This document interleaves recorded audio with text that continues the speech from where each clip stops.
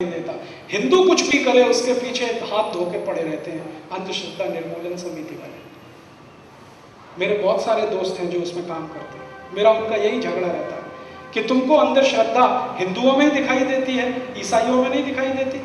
Mother Teresa से ज्यादा अंधविश्वासी कौन होगा जो किसी के हाथ रख दे कंधे पर और कैंसर ठीक कर दे? अगर ऐसा होने लगे तो मदर टेरेसा ने पोप जॉन पॉल पे हाथ क्यों नहीं रखा? उनको तो पार्किंसन डिसीज था 20 साल से। पोप जॉन पॉल को तो पार्किंसन था ना 20 साल से। मदर टेरेसा ने क्यों नहीं हाथ रख दिया? पोप जॉन पॉल क्यों नहीं ठीक हो गए? अभी थोड़े दिन पहले एक बेनी हिन नाम का हिंदुस्तान में ईसाई पादरी आया, बेनी हिन।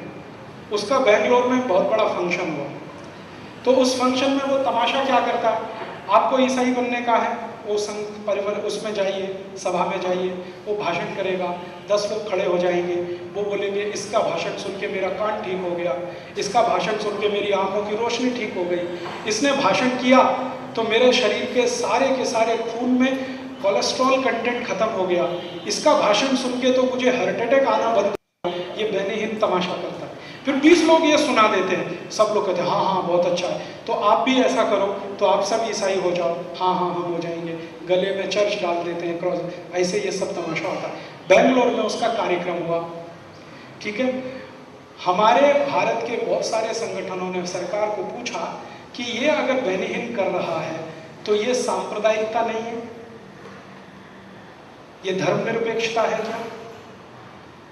अगर कोई ईसाई ये सब करता है तो धर्मनिरपेक्ष है, कोई हिंदू संगठन करे तो सांप्रदायिक है, ये तुम्हारी डेफिनेशन क्या है? तो कहा गया कि बेनी हिन भारत का मेहमान है। तो हमने कहा कि देखो बेनी हिन ने ये सब तमाशा किया, उसमें पैसे इकट्ठे किए उसने, किसी ने 50 दिए, किसी ने 100। मैंने कहा इनकम टैक्स वालों को कहो कि ये सब भी इनकम पे टैक्स लगे। उन्होंने कहा ये तो टैक्स फ्री इनकम है, क्योंकि चर्च की सारी इनकम टैक्स फ्री, चर्च के नाम पे कलेक्शन किया।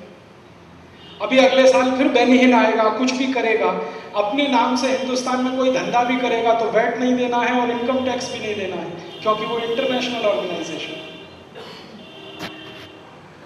इस तरह के कानून इस देश में बन रहे हैं और हम खामोशी के साथ अगर इनको सहन कर रहे हैं तो ये हमारी कमजोरी है और हमारी आने वाली पीढ़ी के लिए बहुत बड़ा खतरा है।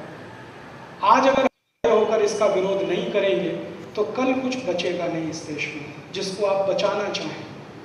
अगर धर्म गया, संस्कृति जाएगी, सभ्यता जाएगी। और ये वैल्यू एडेड टैक्स का आक्रमण धर्म के ऊपर है, अर्थ के ऊपर नहीं है। मैं आपसे बार बार कह रहा हूं। दोस्तों, सबसे पहले